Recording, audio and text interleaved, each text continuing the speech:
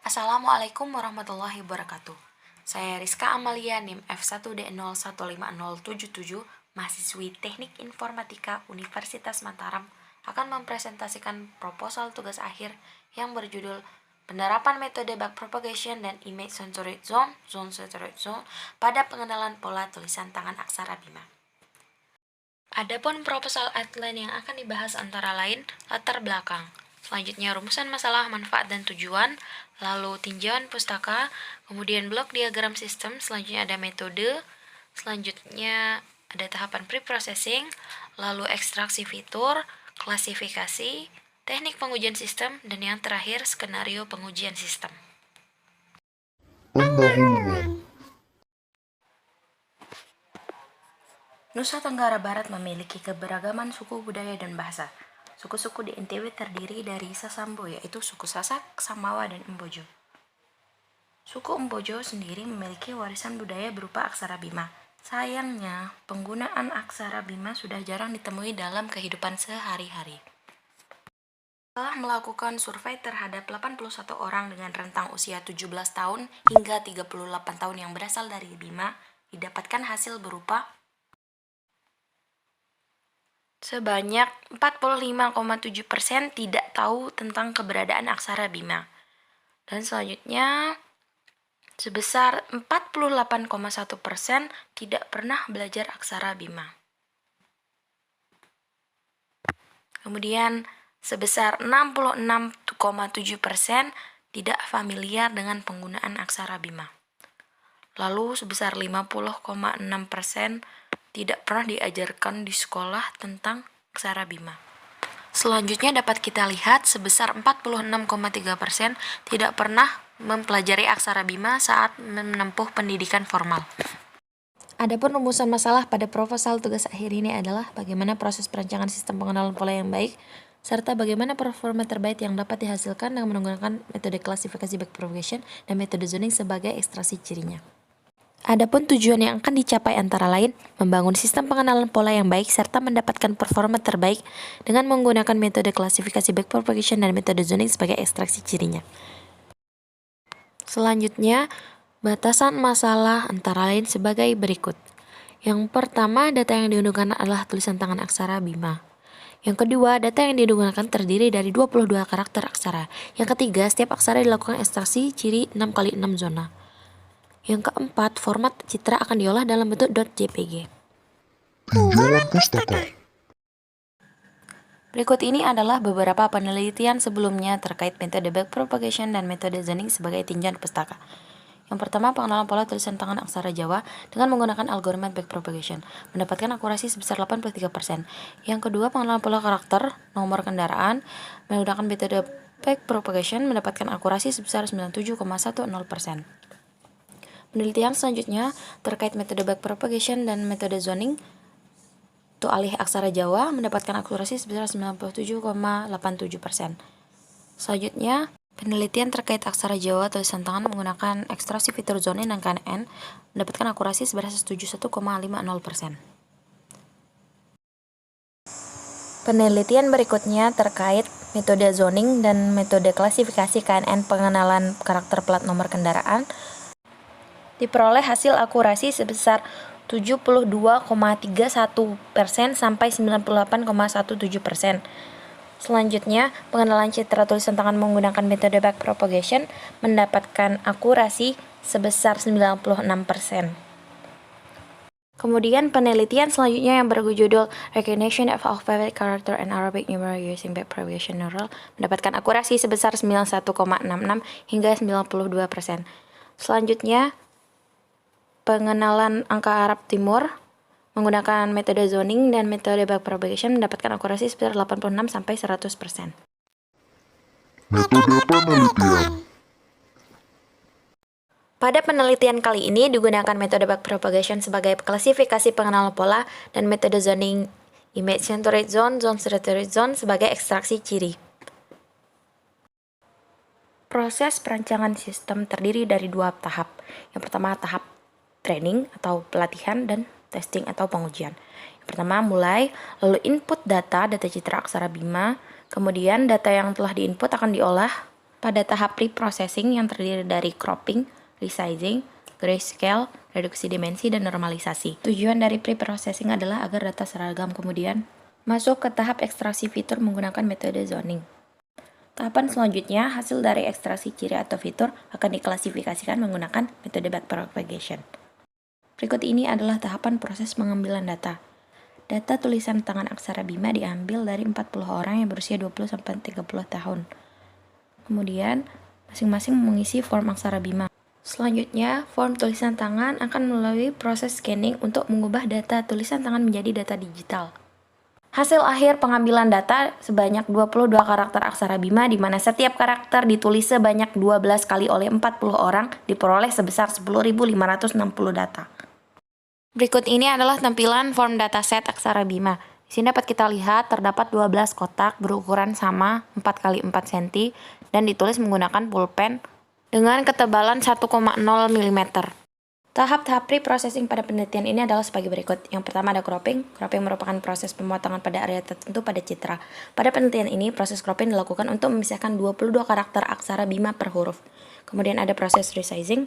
Proses resizing penelitian ini digunakan untuk mengubah ukuran citra dengan memperkecil ukuran citra pada area horizontal atau vertikal menjadi ukuran 128 x 128 piksel.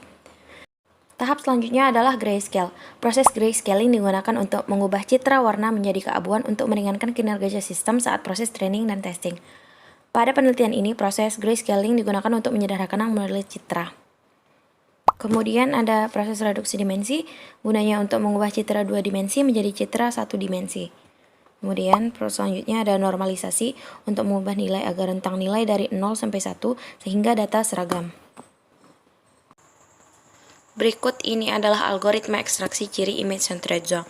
Langkah pertama, menentukan titik centroid atau koordinat menggunakan rumus koordinat X dan Y, di mana nilai koordinat X diperoleh dari representasi nilai 1 atau bagian yang berwarna putih dari sumbu X, dan nilai koordinat Y yang diperoleh dari representasi nilai 1 atau bagian berwarna putih pada sumbu Y.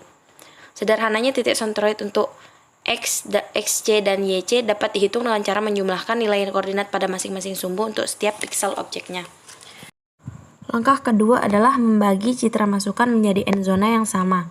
Sebagai contoh, di sini citra dibagi menjadi 2 zona secara horizontal.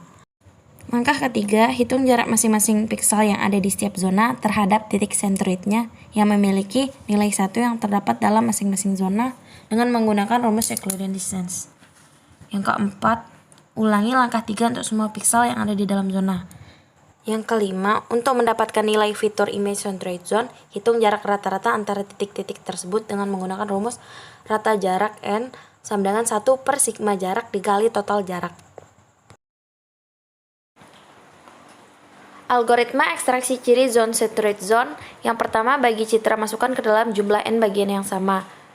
Kemudian, hitung centroid dari masing-masing zona. 3. Hitung jarak antara centroid masing-masing zona dan piksel yang ada pada zona menggunakan rumus Euclidean distance. Yang keempat, ulangi langkah ketiga untuk seluruh piksel yang ada di zona. Kemudian, hitung rata-rata jarak antara titik-titik tersebut. Kemudian, ulangi langkah 3-7 untuk setiap zona secara berurutan. Terakhir, hasil akhir yang akan didapatkan adalah n fitur sesuai dengan jumlah n zona yang akan digunakan dalam klasifikasi. Pada metode ekstraksi gabungan image centroid zone, zone centroid zone, fitur yang dihasilkan sejumlah 2n. Hal ini disebabkan oleh perhitungan centroid dan jarak antara tiap titik piksel dilakukan sebanyak 2 kali, yaitu sebelum citra dibagi ke dalam sejumlah daerah atau zona yang sama besar dan sesudah citra dibagi ke jumlah zona yang sama besar. Adapun algoritma metode gabungan ICZ dan ZCZ adalah sebagai berikut. Yang pertama, hitung centroid dari citra masukan. Yang kedua, bagi citra input ke dalam sejumlah n bagian yang sama. Kemudian, hitung jarak antara centroid citra dengan setiap piksel yang ada dalam zona menggunakan rumus Euclidean distance. Yang keempat, ulangi langkah ketiga untuk semua piksel yang ada dalam zona. Selanjutnya, hitung jarak rata-rata antara titik-titik tersebut. Yang keenam, hitung centroid tiap zona. Kemudian, hitung jarak antara centroid zona dengan setiap piksel yang ada dalam zona. Selanjutnya, ulangi langkah 7 untuk semua piksel yang ada dalam zona. Langkah ke-9, hitung jarak rata-rata antara titik-titik tersebut.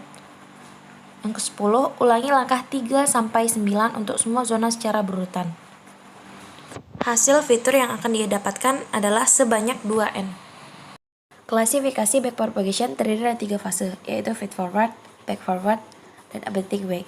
Langkah ke-0, inisialisasi masing-masing bobot dan bias pada setiap layer atau lapisan, menggunakan nilai acak yang cukup kecil.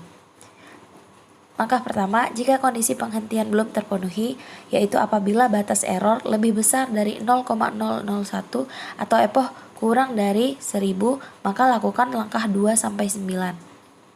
Langkah kedua, untuk setiap pasang data pelitian, lakukan langkah ke-3-8.